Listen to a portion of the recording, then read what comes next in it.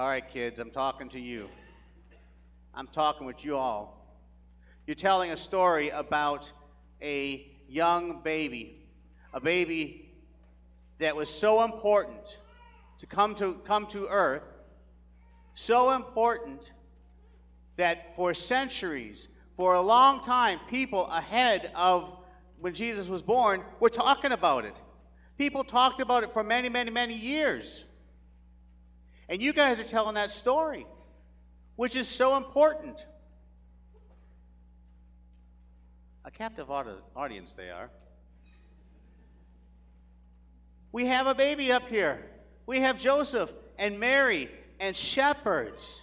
Do you know that shepherds were such an important part of the story, but they were an unlikely part of the story because shepherds were considered to be lower on the social ladder. They were the ones who went out into the fields, and they hung out in the fields, and all they did was take care of sheep. That's what they were thought of. And so the thought that the angels would come to this motley crew seemed so impossible, so unlikely. And so too was the baby born. Do you know, like we were saying earlier, there is babies born all the time. Baby boys born all the time. But prophecy said the baby would be born in, what town was Jesus born in? Bethlehem. That's right. They said it would be Bethlehem. And so now there's all these people coming to Bethlehem. And when they hear that there's a baby, they start wondering, is it Christ? Is this the one? And so the angels came to the shepherds. The shepherds came to this stable. What's a stable? Do you know what a stable is? What is it? It's usually full of animals, isn't it? We got 3 sheep here, but look over here. Look at all the animals in there. A stable is kind of like a barn. How many of you have ever been in a barn? Okay. Do barns smell very good? No. Ew. Okay, so would it be a nice, clean place for Jesus to be born? No way. It wouldn't be clean. And do you think maybe there were flies and bugs flying around? Absolutely. And the animals are swishing their tail to get rid of them. And then Jesus was laid in a manger. See that thing with the white cloth there? Joseph's showing you. That's a manger. Do you know what a manger is used for? It's not babies. What, Christian?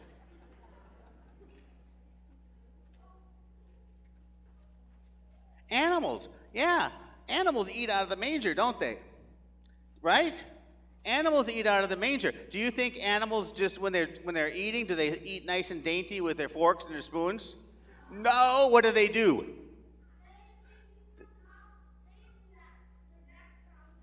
Yes, they put their necks down, and when you put your neck, if you left your neck down long enough, you start to drool. And so there's slobber in that manger where the animals were eating. Can I take you home and put you in my dog's dish? No. How many of you would like to go lay in my dog's dish? Well, I knew there'd be a couple. One. But you see, here's the thing. That's what happened here. This little baby boy, the king, God's son. Yeah, what's up, Grant? You want to go in my dog dish? Well, I guess the dog dish is better than the dog house. So Jesus was born, the King of Kings, the Lord of Lords, the Son of God, and he was born in this stinking barn with smells and bugs. And is a barn a very quiet place? Not so much. What do the animals kind of sound like? Well, that's good. That's good. What's Caleb? They do. There's moos and there's baas and there's also pigs. Yep. So we got all this stuff going on over here. But that's where Jesus was born. And you know, who in our story, who gave Jesus, Joseph and Mary this place to stay? Was it the innkeeper? The innkeeper, absolutely. We often think, the innkeeper is this guy who, there's no room in the inn, get out of here, slam the door shut. But in our story today, we're taking a look and saying, well, maybe the innkeeper gave of what he had. Maybe the innkeeper was gracious. Maybe he wasn't so hard-hearted. Get out of here. Maybe that wasn't the case. And so too, how about us? We're innkeepers also. We're innkeepers in our heart.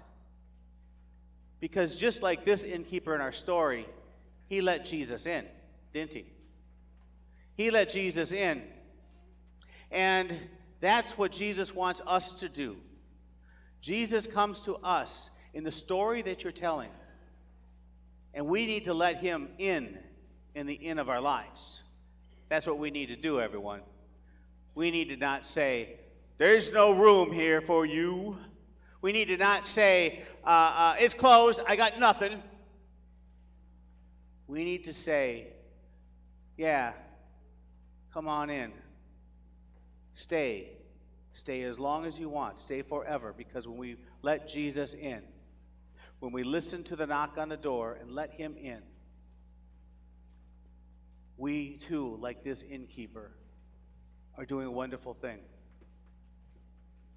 So that's the message I want you guys to take away from this today, even though they're telling an incredibly different message. I want you to take away making sure there's room for Jesus in the inns of your life.